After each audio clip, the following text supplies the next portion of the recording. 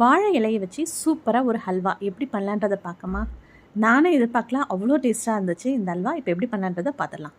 நான் ஒரு பெரிய 2 வாழை இலை எடுத்துக்கிட்டேன். அதில் காம்பெல்லாம் எடுத்துகிட்டு இலையை மட்டும் இந்த மாதிரி எடுத்துக்கிட்டு நல்லா வாஷ் பண்ணிவிட்டு இந்த மாதிரி சின்ன சின்னதாக கட் பண்ணிவிட்டு மிக்ஸி ஜாரில் 2 கப் தண்ணி ஊற்றி நல்லா அரைச்சி எடுத்துக்கிட்டேன். ஸோ 2 கப் ஜூஸ் கிடச்சிது எனக்கு.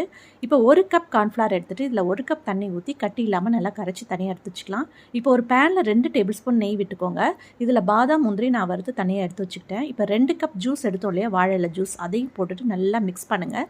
மிக்ஸ் பண்ணிவிட்டு நம்ம கார்ன்ஃப்ளவர் கரைச்சி வச்சதையும் ஊற்றிட்டு இதுக்கு 2 கப் சர்க்கரை நான் சேர்த்துருக்கேன். சுகர் கம்மியாக வேணும்னா 1.25 கப் எடுத்துக்கலாம். இந்த மாதிரி மீடியம் ஃப்ளேமில் வச்சு நல்லா இந்த மாதிரி கலரிட்டே வரணும், கட்டி இல்லாமல்.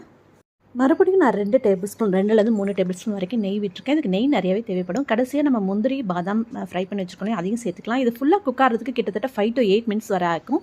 மீடியம் ஃப்ளேம்லேயே வச்சு நல்லா மிக்ஸ் பண்ணி குக் பண்ணி எடுத்துக்கோங்க. அவ்வளோதாங்க, சூப்பராக.